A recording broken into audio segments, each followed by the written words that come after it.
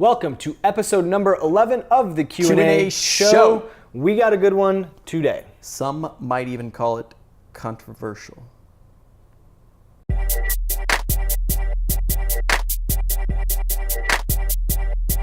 Scott, what's going on today?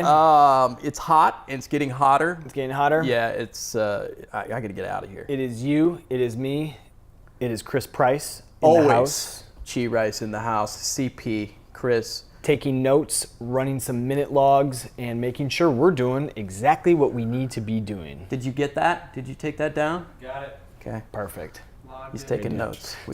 We kind of let in here with, we're going to have an interesting topic here. So we know what this one is. We're going to dive into this one full force. Yeah, it's so a lot of controversy surrounds this topic, and Caitlin wrote in with this question. Okay. And let me just get it right.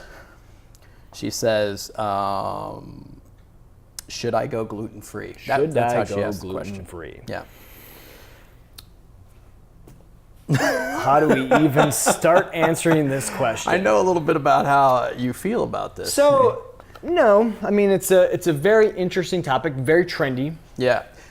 That's the problem with most of these sorts of things. Right. Some guy writes a book, cherry picks data, tells you got to do this. Paleo. You read it, you believe it, now all of a sudden it's a thing. Yeah. So gluten is essentially a binding agent. It's a protein that's found in wheat, rye, barley, I think is another thing. Yeah. And essentially allows food to, or those types of foods to hold its shape. It's a binding agent. So it's a binding agent. So essentially when you have this type of food, it's been linked to gastrointestinal problems, it's been linked to having you go to the bathroom, inflammation, all sorts of other scary terms that people hear when they and turn on the get TV, concerned when they're by. listening to the radio. And Yes. So obviously, or if you aren't familiar, about 1% of the population suffers from celiac disease. Celiac disease is where if you were to have any gluten, you would have some serious issues. Could possibly even die, in a sense. But if you have an allergy, major issues with celiac disease. Then there is, different data and stuff that would suggest that maybe 6% of the population has some form of an intolerance, where if they have the gluten, they end up having issues. It's not clear cut. Obviously, there's been so many different studies that have been done. There have been studies that have been cherry picked. There have been books that I've written that are frankly just crap, but will cherry pick and tell you one thing and all that kind of stuff.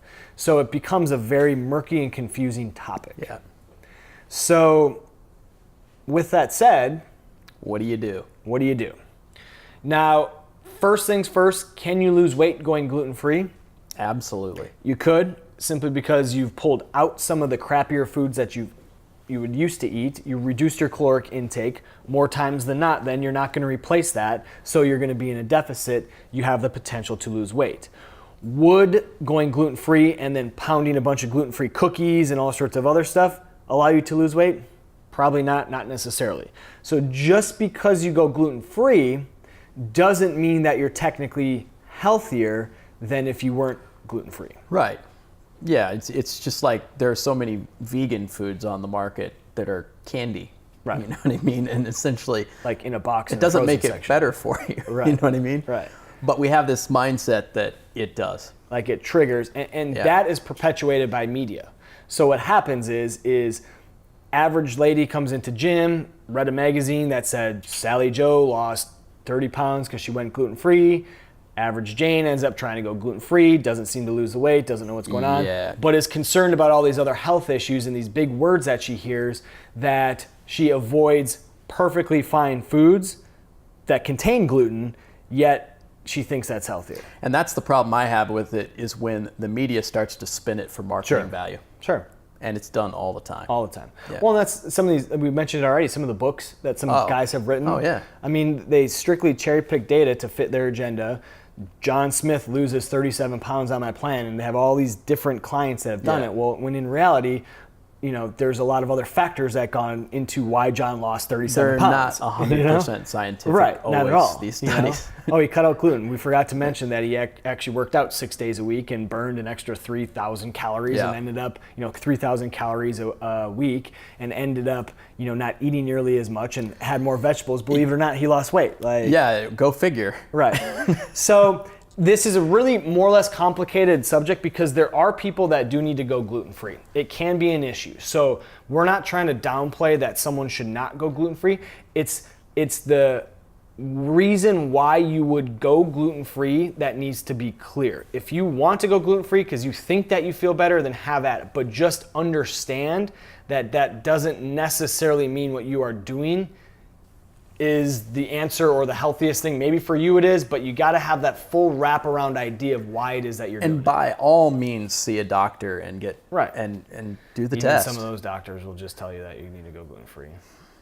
Probably, but we'll have this conversation again in a year. It's an easy thing for someone to sell.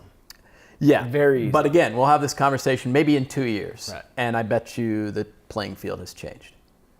Well, we should pull up that study. There is the doctor who really kind of talked about gluten-free. Gluten-free. At the beginning, I would say rescinded his comment and essentially kind of said that what he found was not accurate. And we need to dig that up. We'll put it in the link section. Well. Yeah. So touchy subject. If you are gluten-free, have at it. Continue to do it. If you aren't gluten-free or on the fence thinking about going gluten-free, it won't necessarily mean you're going to lose weight.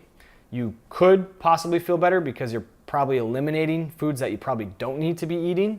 So it's not necessarily the gluten that might be the cause of why you might not be feeling well. It's just the surplus of processed foods and low energy levels, so on and so forth. Carbs, carb reduction. Too much carbs. So, think if you eat 400 carbs a day and you cut out gluten, now you're down to 200, you're going to experience some weight loss. Yeah. You might feel a little bit better. It just depends on obviously the situation. But for the most part, just be smart about what you eat. Figure out how to balance proteins, carbs, and fats. Make sure that you get plenty of water. Make sure you get plenty of protein. And make sure you eat a lot of vegetables. And stop eating when you're 80% full. And check out the episode on macros where we talk about protein because it kind of goes back to that. And there will be more stuff on the page on how to figure out your macros and things like that so that you have a better understanding of them. But for the most part, just be smart, be educated, do what's best for you. Even though we might share a different opinion, just do it's what's best for you. And then from there, you'll be able to start seeing how your body responds to certain things and hopefully you get the results you're looking for. Because ultimately, Dave, this show is about you. Couldn't have said it any better. Let's put the comments in the box down below. Follow us on YouTube, Instagram, Facebook, Twitter, Snapchat. Do it. Later.